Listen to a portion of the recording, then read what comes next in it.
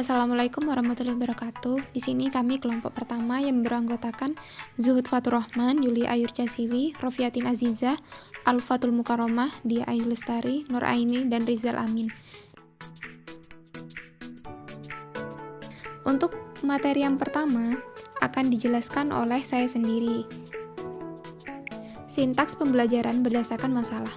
Konsep dari model pembelajaran Problem Based Learning atau PBL adalah model pembelajaran yang dirancang agar peserta didik mendapat pengetahuan penting yang membuat mereka mahir dalam memecahkan masalah dan memiliki model belajar sendiri serta memiliki kecakapan berpartisipasi dalam tim.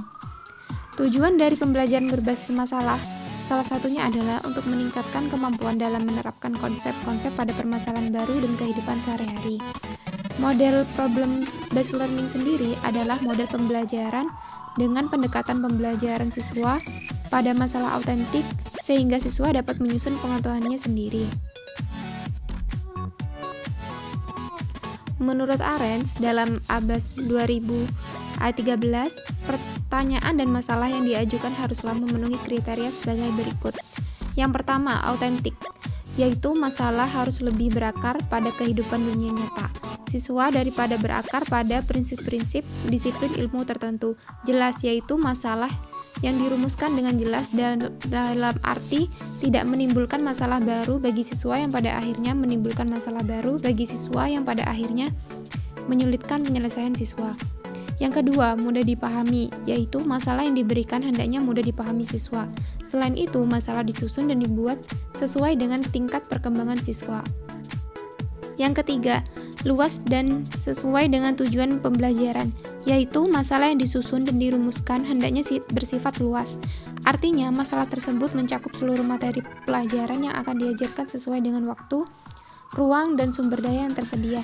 Selain itu, masalah yang telah disusun tersebut harus didasarkan pada tujuan pembelajaran yang telah ditetapkan. Yang keempat, bermanfaat, yaitu masalah yang telah disusun dan dirumuskan haruslah bermanfaat baik siswa sebagai pemecah masalah maupun guru sebagai pembuat masalah. Masalah yang bermanfaat adalah masalah yang dapat meningkatkan kemampuan berpikir, memecahkan masalah siswa, serta membangkitkan motivasi belajar. Selanjutnya kita akan membahas langkah-langkah sintaks suatu pembelajaran. Ada 5 tahapan. Pertama, yaitu orientasi siswa. Di sini dijelaskan guru, menjelaskan tujuan pembelajaran, menjelaskan logistik yang dibutuhkan, mengajukan fenomena atau demonstrasi agar memunculkan suatu masalah, dan memotivasi siswa untuk terlibat dalam pemecahan masalah yang dipilih. Tahap kedua, yaitu mengorganisasi siswa untuk belajar. Guru membantu siswa untuk mendefinisikan dan mengoperasikan tugas belajar yang berhubungan dengan masalah tersebut. Tahap keempat, yaitu membimbing penyelidikan individual maupun kelompok. Guru mendorong siswa untuk mengumpulkan informasi yang sesuai. Terus melaksanakan eksperimen untuk mendapatkan penjelasan dan pemecahan masalah. Tahap keempat, yaitu mengembangkan dan menyajikan hasil karya. Setelah kita melakukan suatu penyelidikan, kita sajikan. Di sini guru membantu siswa untuk merencanakan dan menyiapkan karya terserah, bisa berupa laporan, video, dan model-model sebagainya. Mereka yang nantinya mereka berbagi tugas dengan temannya. Kemudian tahap 5, menganalisis dan mengevaluasi proses pemecahan masalah. Yang terakhir, setelah kita tampilkan, kita analisis untuk melakukan refleksi atau evaluasi terhadap penyelidikan mereka dan proses-proses yang mereka gunakan. Selanjutnya adalah kapan pembelajaran berbasis masalah efektif diterapkan. Coba kita ingat lagi mengenai masalah pembelajaran berbasis masalah, yaitu merupakan suatu model pembelajaran inovatif yang berorientasi konstruktif yang dapat membuat siswa lebih aktif dalam pembelajaran. Biasanya pembelajaran berbasis masalah ini diterapkan untuk merangsang berpikir tingkat tinggi dalam situasi berorientasi masalah, termasuk di dalam belajar, bagaimana belajar. Kemudian pembelajaran dapat membangkitkan minat siswa. nyata dan sesuai untuk mengembangkan intelektual serta membedakan kesempatan agar siswa belajar dalam situasi kehidupan yang nyata. Jadi, kapan pembelajaran berbasis masalah efektif diterapkan? Tentunya saat pembelajaran berlangsung, di mana siswa atau peserta didik itu sedang semangat melakukan suatu pembelajaran. Tapi juga lihat, kita harus sesuaikan materi. Mungkin ada bab atau materi yang tidak dapat dijelaskan dengan pembelajaran berbasis masalah. Kita harus siapkan contoh-contohnya, kita harus siapkan pembelajarannya seperti apa. Jadi karena apa? Karena yang artinya aktif di suatu pembelajaran adalah siswa di dalam pembelajaran berbasis masalah. Jadi kita harus sesuaikan materi ini apakah sanggup untuk siswa. Jadi saat kapan pembelajaran itu berbasis masalah efektif diterapkan? Saat suatu masalah itu sekiranya sanggup diselesaikan oleh siswa. Gitu. Terima kasih. Jadi pembelajaran klasikal. Pengertian dari pembelajaran klasikal dalam KBBI yaitu secara bersama-sama di dalam kelas. Nah, pengertian strategi pembelajaran klasikal tersendiri yaitu suatu strategi pembelajaran di mana semua siswa dalam suatu kelas itu dianggap sama. Jadi diperlakukan sama dan para siswa akan mendapatkan materi yang sama dalam waktu yang bersamaan. Kelebihan dari model pembelajaran klasikal yang pertama yaitu guru mudah menguasai kelas. Terus guru juga mudah mengorganisasikan tempat duduk atau kelas dan dapat diikuti oleh jumlah siswa yang besar, mudah mempersiapkan dan melaksanakannya. Guru mudah menerangkan pelajaran dengan baik, lebih ekonomis dalam hal waktu, memberi kesempatan pada guru untuk menggunakan pengalaman dan dapat menggunakan bahan pelajaran yang luas, serta membantu siswa untuk mendengar secara akurat, kritis, serta penuh perhatian. Nah, kekurangan dari model pembelajaran klasikal yaitu strategi ini guru memperlakukan semua siswa itu secara sama. Jadi, guru tidak memperhatikan perbedaan kemampuan dari setiap individu yang sangat beragam. Pembelajaran individu yaitu pembelajaran individual. Pembelajaran individual yang lebih dikenal dengan istilah individualist learning atau self-interaction, yaitu pembelajaran yang diselenggarakan sedemikian rupa sehingga tiap-tiap siswa terlibat setiap saat dalam proses belajarnya dengan hal-hal yang paling berharga bagi dirinya sebagai individu. Dalam pembelajaran individual terdapat program pembelajaran individual yang merupakan rumusan program pembelajaran yang disusun dan dikembangkan menjadi suatu program yang didasarkan atas hasil asesmen terhadap kemampuan individu anak. Oleh karena itu, sebelum seorang guru merumuskan program pembelajaran individual, terlebih dahulu harus melakukan asesmen. Ini mutlak dilakukan. Kenapa? Karena dengan melakukan asesmen, guru itu dapat mengungkap kelebihan dan kekurangan anak.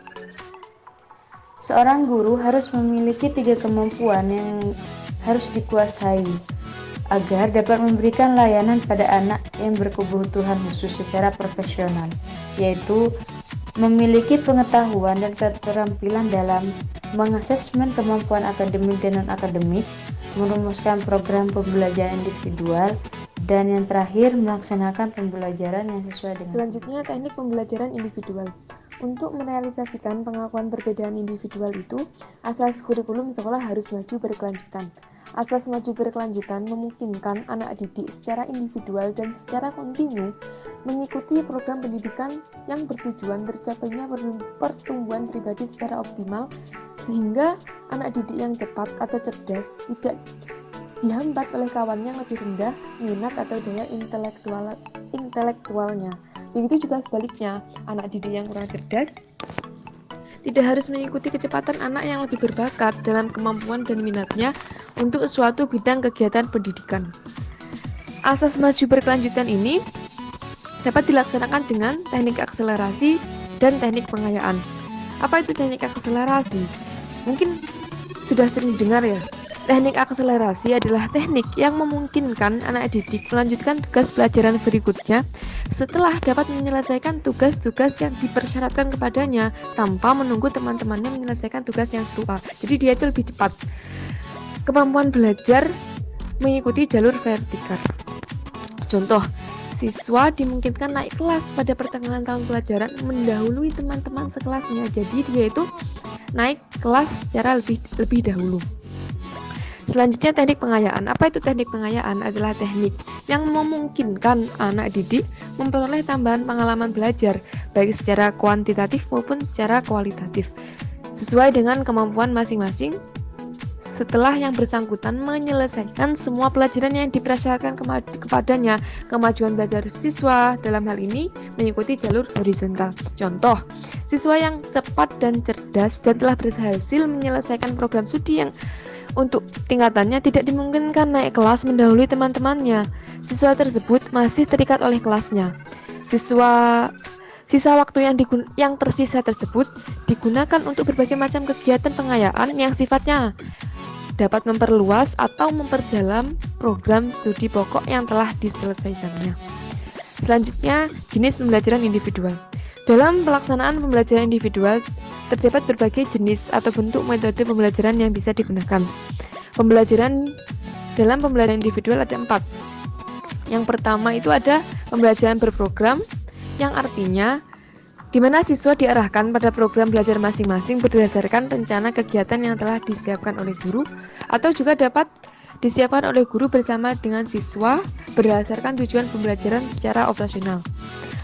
Yang kedua ada pembelajaran dengan tutor. Yang ketiga ada pembelajaran belajar tuntas. Yang tuntas artinya belajar tuntas itu adalah pendekatan dalam pembelajaran yang mempersyaratkan siswa menguasai secara tuntas seluruh standar kompetensi mata pelajaran yang telah ditentukan. Selanjutnya ada dengan pembelajaran dengan modul. Ini sebagai pemateri selanjutnya yang akan membahas tentang pembelajaran kooperatif atau cooperation learning, yakni adalah model pembelajaran yang di dalamnya siswa membentuk kelompok-kelompok kecil dengan membantu satu sama lain dalam belajar. Pembelajaran kooperatif didasarkan pada suatu gagasan atau pemikiran bahwa siswa bekerja sama dalam belajar dan bertanggung jawab terhadap aktivitas belajar mereka dengan diri sendiri. Pembelajaran kooperatif merupakan salah satu model pembelajaran yang menganut paham konstruktivisme, yakni agar terbentuk atau terjalin kerjasama antar siswa, sehingga pembelajaran menjadi bermakna karena siswa dapat menemukan sendiri konsep materi pembelajaran yang akan dipelajari, serta melatih siswa berpikir kreatif dan kritis. Nah, selanjutnya yakni langkah-langkah pembelajaran kooperatif. Yang pertama, menyampaikan tujuan serta memotivasi siswa agar semangat terus belajar. Kemudian yang kedua, penyajian informasi. Yang ketiga, atur siswa menjadi kelompok belajar agar terjalin interaksi atau keterampilan sosial, karena dalam kelompok tersebut memiliki kemampuan yang berbeda-beda tiap siswa. Kemudian yang keempat, membimbing kelompok belajar tersebut agar tujuan dapat tercapai. Yang kelima, evaluasi, yaitu untuk mendapatkan perbaikan untuk selanjutnya dan mengetahui kekurangan agar dapat diperbaiki. Kemudian yang terakhir yaitu memberikan penghargaan. Penghargaan di sini ditekankan dalam kelompok daripada masing-masing pembelajaran kooperatif. Yang pertama, para siswa harus memiliki persepsi bahwa mereka tenggelam atau berenang bersama-sama. Semua dilakukan bersama-sama untuk melatih kekompakan dan terjalin kerjasama antar kelompok. Yang kedua, para siswa harus memiliki tanggung jawab terhadap siswa atau peserta didik lain dalam kelompoknya, selain tanggung jawab terhadap diri sendiri dalam mempelajari materi yang dihadapi. Di sini akan timbul rasa peduli terhadap sesama, agar terjalin interaksi sosial dan keterampilan sosial. Yang ketiga, para siswa harus berpandangan bahwa mereka semua memiliki tujuan yang sama, agar sama-sama memperoleh ketuntasan dalam kelompok. Yang keempat, para siswa membagi tugas dan berbagi tanggung jawab di antara para anggota kelompok agar dalam kelompok tersebut tidak hanya yang berkemampuan tinggi saja yang bekerja, tapi saling bekerja sama agar yang berkemampuan tinggi membantu pemahaman yang berkemampuan rendah. Yang kelima, para siswa diberikan satu evaluasi atau penghargaan yang akan ikut berpengaruh terhadap evaluasi kelompok. Terus yang selanjutnya, para siswa berbagi kepemimpinan sementara agar memperoleh keterampilan bekerja sama selama belajar.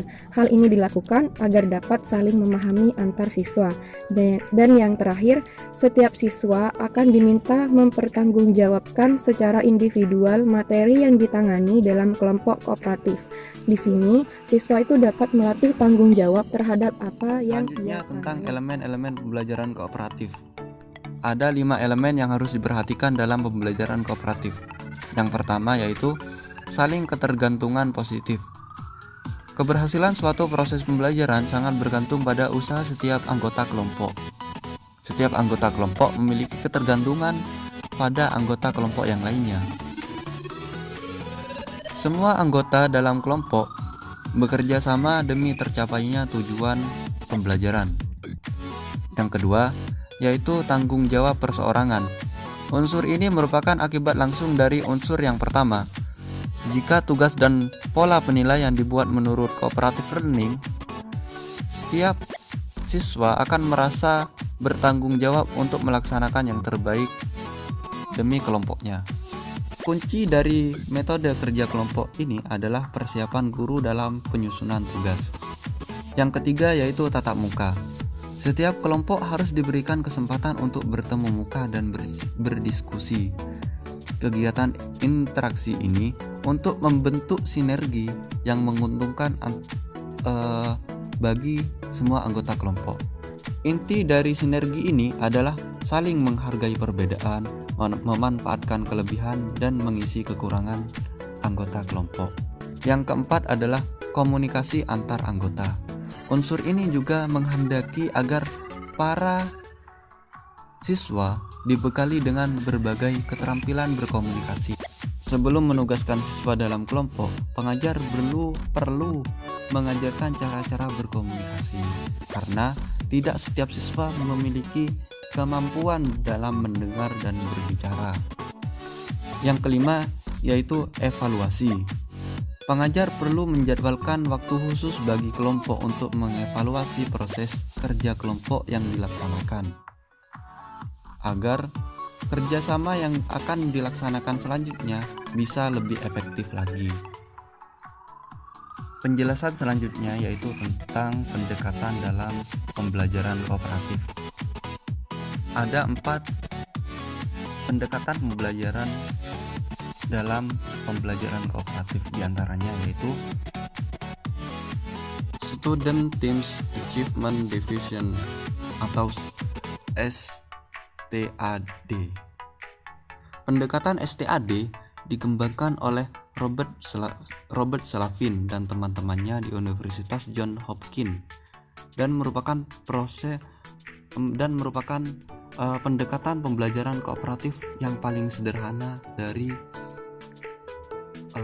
pendekatan yang lainnya. Pendekatan yang kedua yaitu investigasi kelompok. Pendekatan investigasi kelompok adalah model pembelajaran kooperatif yang paling kompleks dan paling sulit untuk diterapkan. Model ini dikembangkan pertama kali oleh Telan. Dalam pendekatan ini memerlukan norma dan struktur kelas yang lebih rumit daripada pendekatan yang lebih terpusat pada guru. Nah, untuk contohnya bisa dilihat di makalahnya sendiri. Yang ketiga yaitu pendekatan struktural. Pendekatan ini dikembangkan oleh Spencer Kagen dan kawan-kawannya. Meskipun memiliki banyak kesamaan dengan pendekatan yang lainnya, namun pendekatan ini memberikan penekanan pada penggunaan struktur tertentu yang dirancang untuk mempengaruhi pola interaksi antar siswa. Dan yang terakhir adalah pendekatan jigsaw.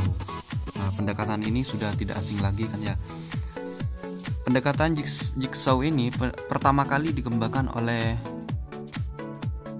Elliot Aronson dan teman-temannya di Universitas Texas, yang kemudian diadaptasi oleh Slavin dan teman-temannya di Universitas Johns Hopkins. Sekian presentasi dari kelompok kami, kurang lebihnya mohon maaf yang sebesar-besarnya. Wallahul muwaffiq ila aqwamit thoriq. Wassalamualaikum warahmatullahi wabarakatuh.